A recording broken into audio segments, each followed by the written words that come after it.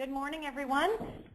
My name is Erica, and I'd like to thank you for joining us today for our webinar, Best Practices in Testing Force.com Applications, which will highlight Emtec's QA Advantage for Force.com applications. We'll be kicking off the webinar in just a few minutes, but I'd like to go over just a couple things with everyone to know for the webinar.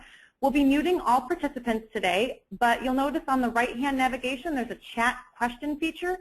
If you have any questions or concerns during the webinar, I'm here and happy to help, so please just type in your message into the question box. We'll be addressing any questions to the presenters at the end of the webinar, and if we run out of time and are unable to get to your question today, we'll be sure to have someone follow up with you today. We'll also be making both the slides and recordings from today's webinar available for you to download from our website following the webinar.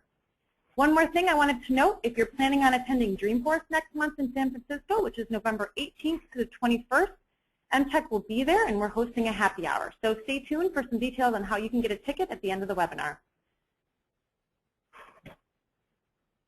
We are excited to have our Salesforce.com practice leads Mike Carter and Dan Olson with us here today to share their knowledge on this topic. Mike has over 15 years experience in IT strategy and consulting across several industries, geographies, and organizations. He's responsible for leading and developing the Salesforce.com team here at Emtec. Mike's expertise spans IT strategy, technology implementations, program and project management, business process improvement, and organizational design.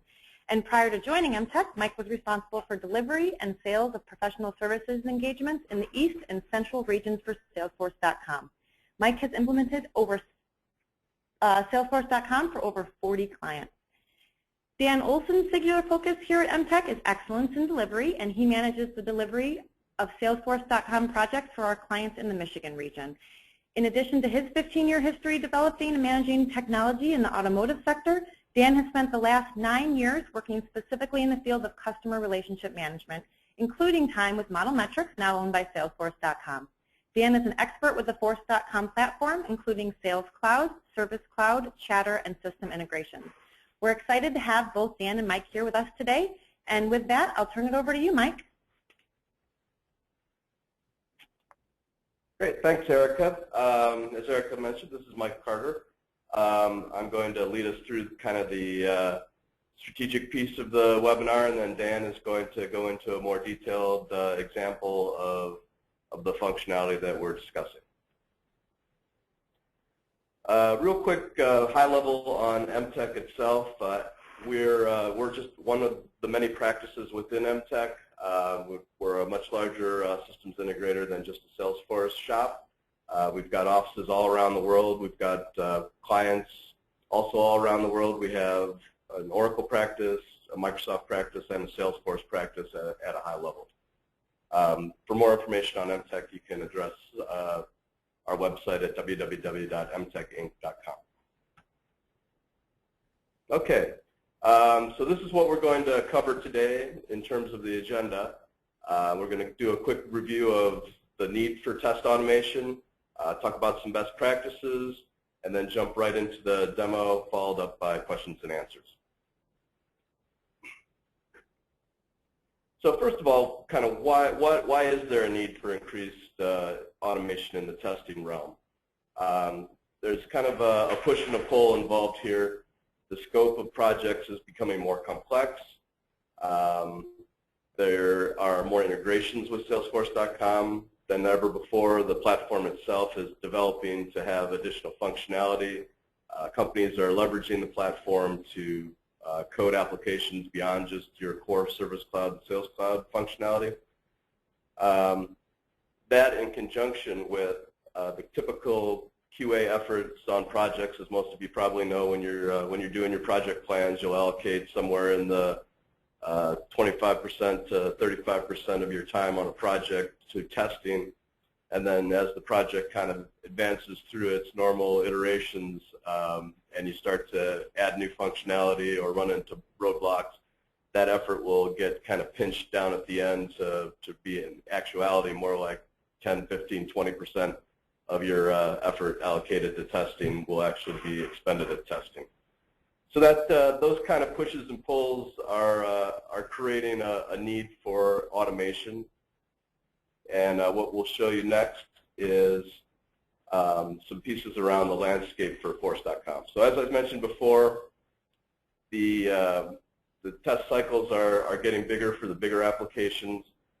Companies have had Force.com in place for a long time, which means that they've kind of gone through an iterative release cycle that they have with their code base. And as each of these releases is scheduled, you have the need to not only test the new functionality, but you need to regression test all of the old functionality to make sure that there's no breakages in what you're putting in. So that's making the testing cycles become increasingly complex as well. A thing with agile development, you know, as those additional sprints come in and the functionality becomes, you know, every couple of weeks you're doing a new release or a new couple of function points or something like that, the existence of an automated testing suite is going to aid in the ability to quickly execute those regression tests to make sure that each of the sprints you get out functionality that's not going to impact the broader implementation.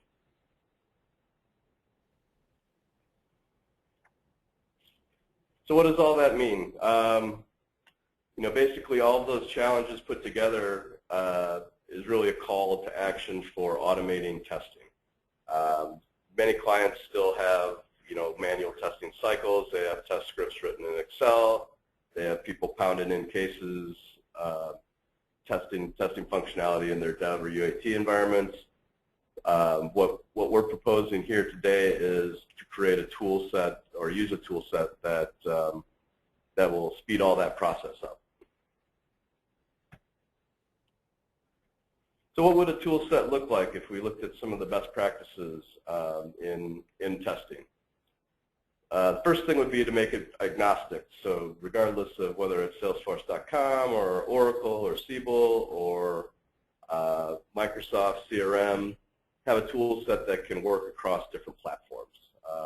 You know, one tool set for the QA team to gain expertise in and use it in many places. The next piece would be to have it aligned with the business. So allow you to create use cases based on, you know, how the actual users are using the system. The next piece would be to be able to create test scenarios on the fly. So using a more declarative framework to create test cases where you're allowed to build them and quickly execute them and see the results right away. Making it simple to use is the next best practice. So it should be independent of kind of browser-based. It should be using data parameters that are easy to enter and use. And you should be able to call in additional data sources besides just the system or hard-coded values in question. Another one would be to have an analytics package available as part of the testing suite. So as you see your tests run, to be able to compare them across time with additional tests, to see the results and see how you're trending on passes and fails in a quick, easy-to-use reporting format. And then API testing, be able to test the actual integration points as opposed to just the internal kind of click streams. And then have it distributed where everyone can, more than one user can log in and execute tests independently of one another. Okay, so now that we know kind of what a tool suite would look like, how do we build our regression tests within that? Again, designing your tests to meet the objectives of the organization. Kind of start small and build your test cases with a proof of concept, and then start layering additional tests in. So, you know, just like on any implementation that you do, you want to get your rapid time to value as quickly as possible. So, starting small, piloting things, proof of concept in them, building that core of good test cases, and then executing those and adding additional ones on top of them.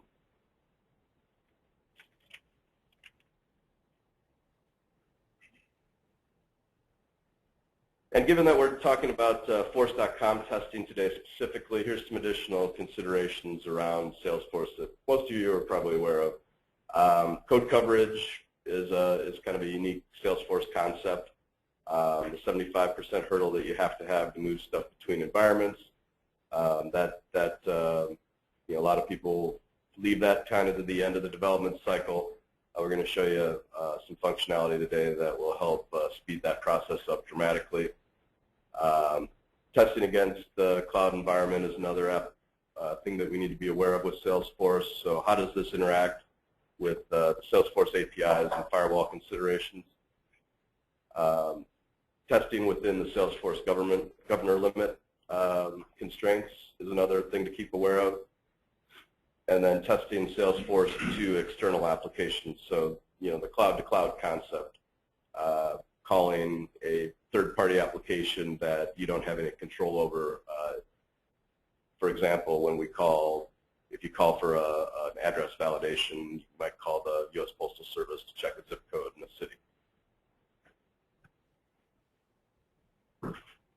So how will we see the benefits of an automated testing suite as compared to what we do kind of today with the manual testing? And you can see here, I'm not going to read you all these slide points, but you know, automated has a lot of benefits over the manual process that we're used to today.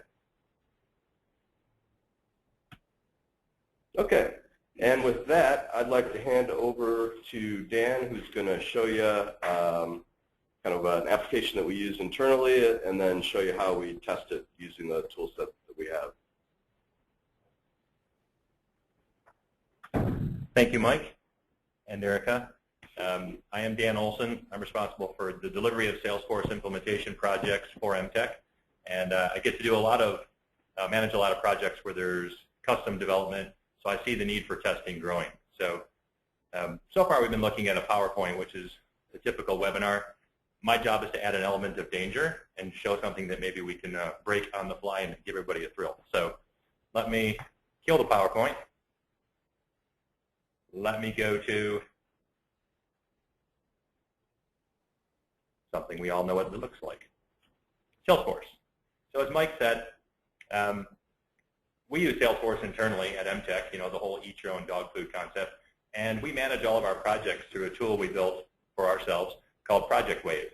And again, lots of Visualforce, lots of Apex code, a lot of need to test.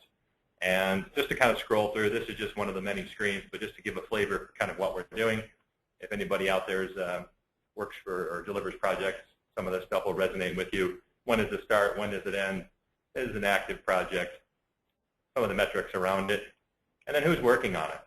So we've got roles. We've got users within Salesforce. This is me. And then a billing rate. And these are obviously artificial billing rates. We bill much higher. That is a joke. So, and then each week, how many hours for that resource will we be planning?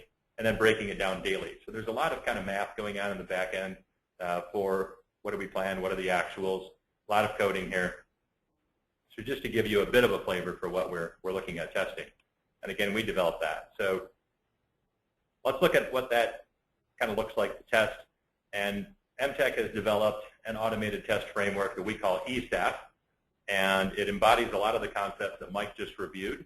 And we've built out a test suite to test the Project Wave application.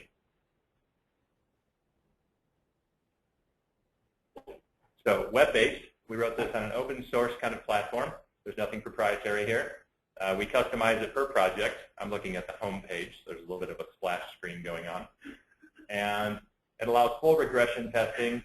One of the concepts Mike talked about is code coverage. When you're writing a Force.com application, there is that requirement we're all painfully aware of, 75% code coverage. It also allows users to develop tests on the fly. So to create some quick test scenarios and run them on the fly without having to have somebody kind of set up the framework for them. So again, trying to keep in line with some of those concepts Mike reviewed. Let's walk through, just kind of talk through this test or this tool and see how it plays out with regards to best practices for test automation.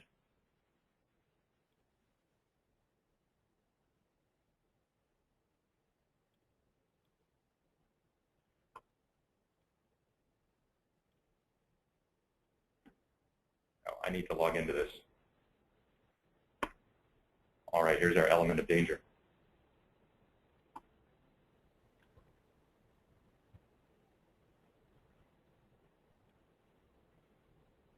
There we go.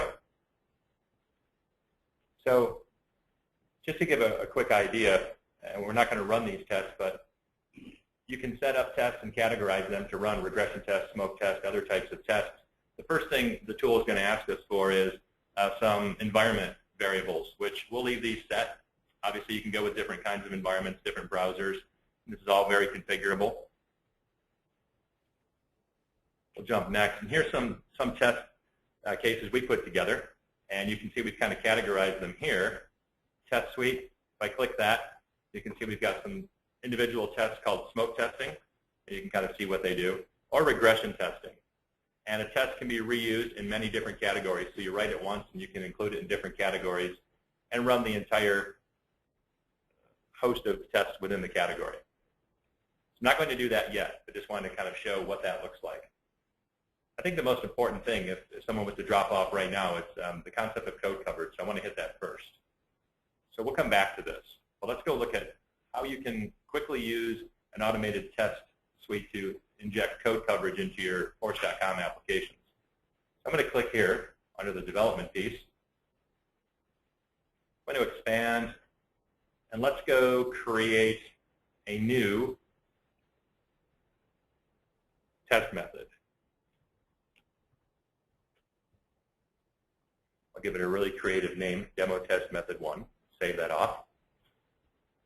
You can see that it showed up here, right here. We can look at the test class that will be generated by clicking Preview Test Class. And if you're a Force.com developer, if you know Apex, this will make some sense to you, what we've done here. So what we can do is generate or run the code coverage. What we can do is insert this code coverage into our application. And you can see we have other ones here, Test Method 1, Demo Test Method. We can continue on just like this.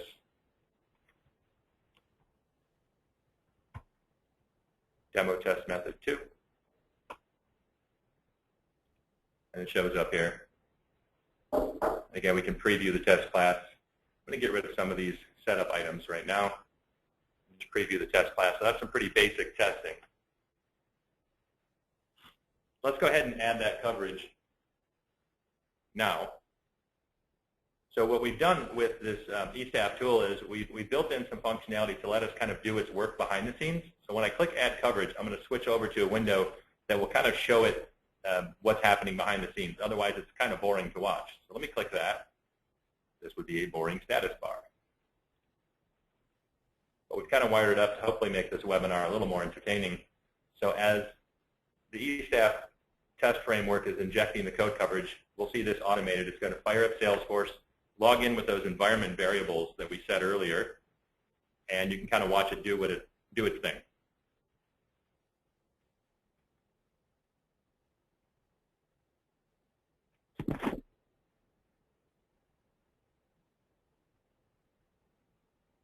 So a lot of this stuff is information. You know, obviously you wouldn't want to see this if you were running it, trying to do something quickly, but for the demonstration, it makes good sense. So we're not sitting looking at a status bar. I don't know that many Apex developer jokes to keep us busy until then. When it's done, it's going to return the code coverage percentage. This kind of demo window here is going to hand back to the eStaff tool. So it's finished. Let's go back to eStaff. You can see what has updated here is the code coverage after execution is 72%. So we're not quite to that 75% yet, and we can keep adding test classes to this. We can easily add to this one. Let me go back and show where we are. I think we are on test method 2, demo test method 2. We could easily add to that. We can click setup and say, let's add creating an opportunity. We can give it some data. Say OK. We can see that it would now create an opportunity as part of the test class. We can preview it and then click add the coverage and watch it go through and do that again. And this would bump it up, higher than 72%. For the purposes of the demonstration, though, when we're talking about testing Force.com applications, it isn't just testing it and regression testing it. It's the requirement of the code coverage that makes this a valuable tool. We can inject the code coverage very quickly without having to bog the developer down with doing that. So that's, I think that's a pretty important thing when you're testing or building out test classes for Salesforce.com applications. Kind of looking at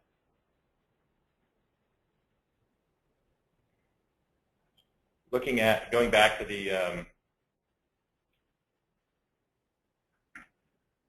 pre-existing tests. These are ones that developers have added or a QA developer has added to the tool. But what if a tester needs to create a quick test on the fly? How does that work here? That was one of the things we need to do. So let's look at doing that now. So we'll go to the QA menu. Instead of launching these pre-existing tests, let's go ahead and do tests on the fly. So I'll be putting on the hat of Joe Tester, running through some of the tests, and there's some new functionality I need to test quickly.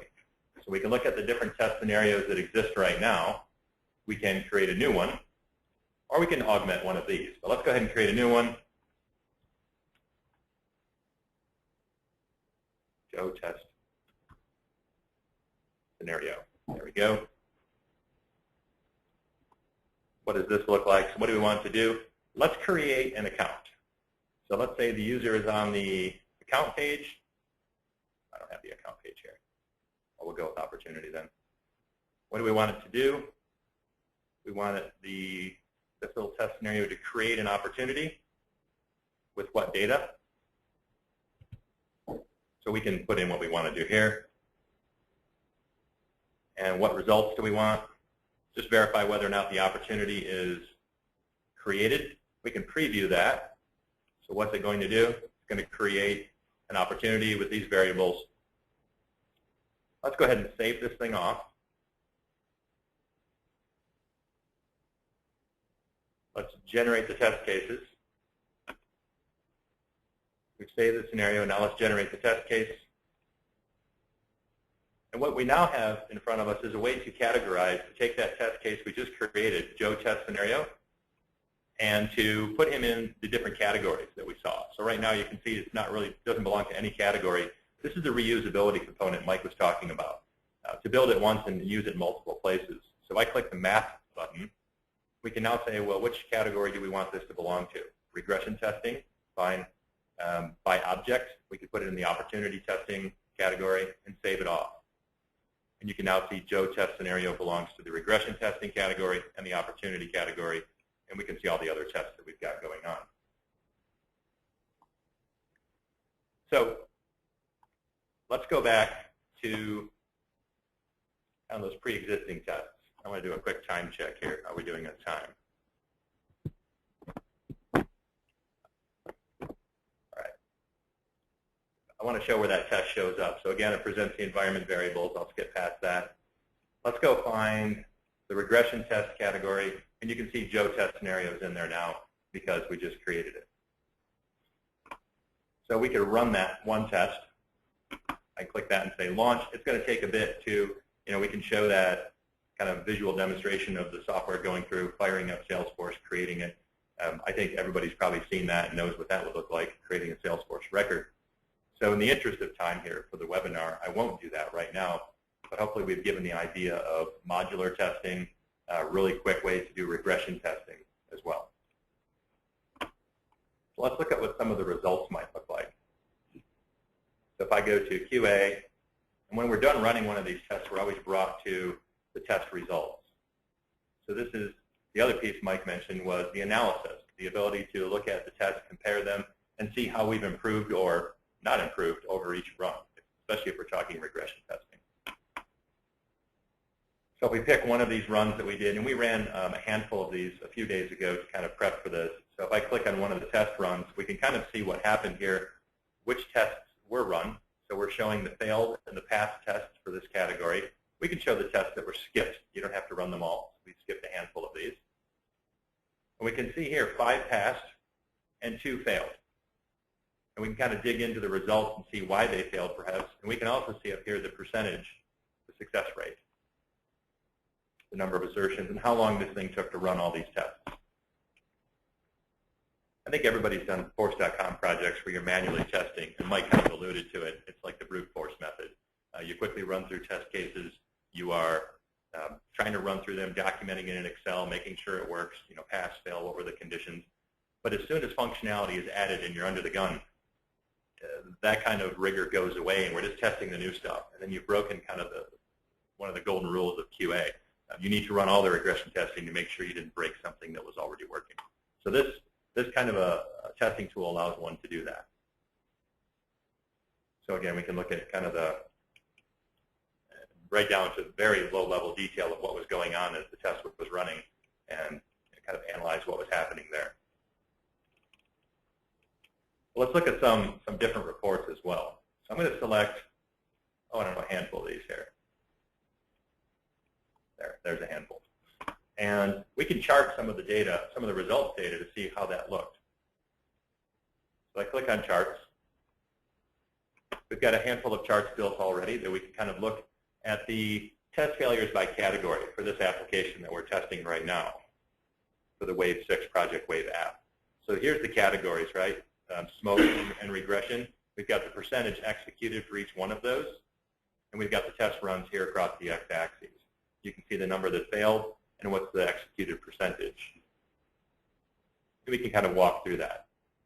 And the graphs are quite configurable as well, so we can kind of build these out as needed. So this is good for people testing the application. They can quickly see how things are going. Get off of that.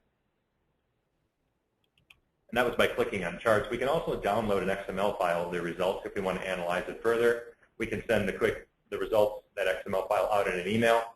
We have one other method here, kind of looking at the results of the selected tests, or looking at the selected test results. We can click compare. It's a real quick visual of, for each run, and these are the categories here. Here's the runs vertically, which tests were run, and how they did. And this, we've got the little key up here. These are skipped with the little arrow pointing over kind of a curve to the right. So we can quickly see for each run, did we do better or not for the tests that we're running. Kind of the same thing here, just a different way of looking at it. So the point of all this is taking some of those best practices for building test automation on the Force.com platform. We built this tool to show a lot of that. It's actually a very useful tool. We use it when we're developing the Project Wave application. Let me flip back over here. Let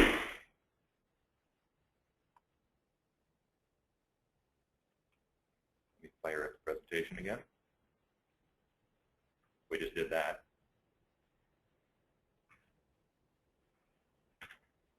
So what does that framework look like? This is kind of a representation of the architecture behind the eStaff application to give everybody an idea of kind of what's included here in general. And seeing as we're kind of running a little shorter on time, I won't go through the entire thing, but certainly this will be available on the webinar for later viewing. And if you have questions, we can get you in contact with the right people at Emtec who built that.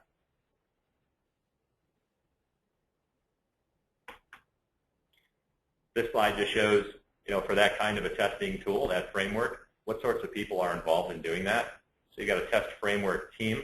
There is, of course, some technical expertise in building these tests out.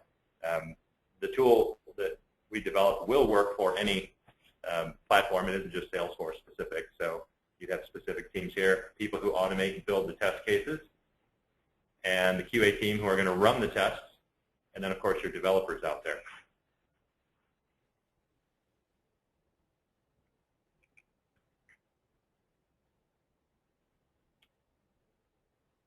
This is more around how agile development works within the QA framework. So kind of where would we be on this?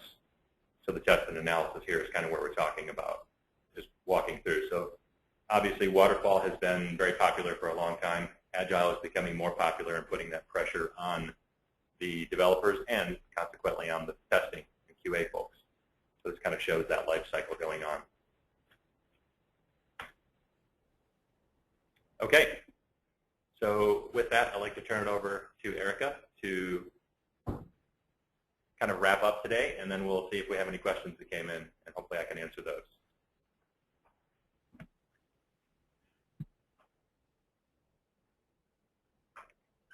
Thanks, Dan. So we just wanted to go over this offer.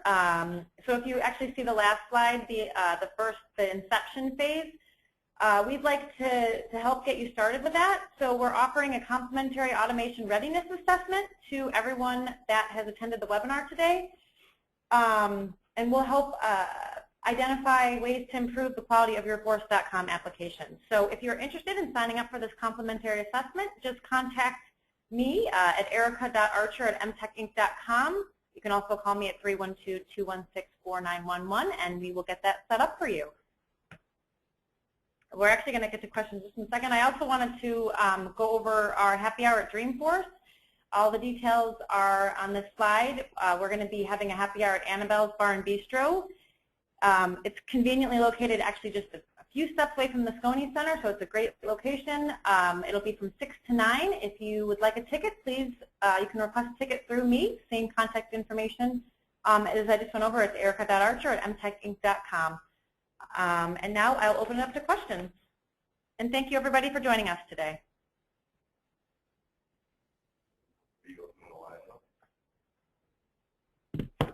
Thanks, Erica. This is Dan again. And looking at the questions that came in while we were doing the webinar, we had a handful come in. So I'll run through those right now. This is the Stump the Chump part of our webinar. See if we can do that. And if you have a question while I'm talking, please go ahead and type that into the message area of the GoToMeeting panel. So here's one question that came in. Actually, it's looking like these are around that automation tool I was just showing. Can the eStaff tool be used to test multiple Salesforce applications? Yes. So we can set up the environment to handle more than one Salesforce application at a time. That would be on that environment page when we go to do the testing. You would just flip over to the other Salesforce application. And of course, it would need to be set up to test both, with test cases unique to each one. Another, can the test application be used to test non-Salesforce.com applications? Yes. Obviously, we're showing this for Force.com application Project Wave, but it can be used to test any other environment, Oracle, Microsoft. We talked about that. Pretty much anything custom. And again, it's an open source tool, so we can configure that. There's nothing proprietary about it. We've got one other question again. Can eStaff accept a data file for test data instead of embedding it or entering it manually? That's a good question. I was entering test data that we would inject into the test classes and for the test scenarios. I was typing those in. I think you guys saw me doing that. You can do that. It has, here's the parlor where I'm going to break the demo, right? If we go to QA, launch the tests, right from this page we can choose a data file. So if we've got a data file we want this test framework to use instead of hand typing it in, you can certainly do that. So we can kind of control the data set and try to break things and put in non-conforming data as well.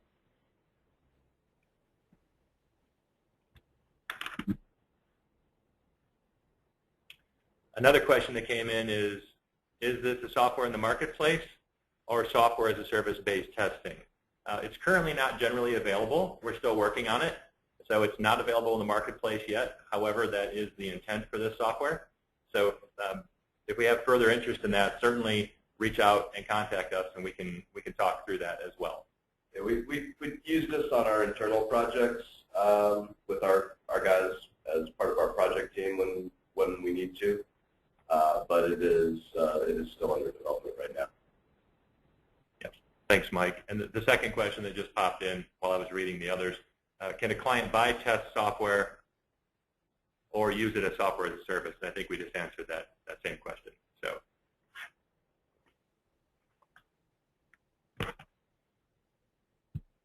we do offer testing as a service. So we can, part of that thing we offered here for everybody on the webinar is just a free assessment of kind of your automation readiness. We can talk through that and maybe the applicability of using this tool in your environment as well. So if you want to, we would, based on kind of the state of the tool right now, we do the testing as a service using our kind of QA guys to run the tool so that folks don't have to learn the tool in order to get quick return on their testing investment.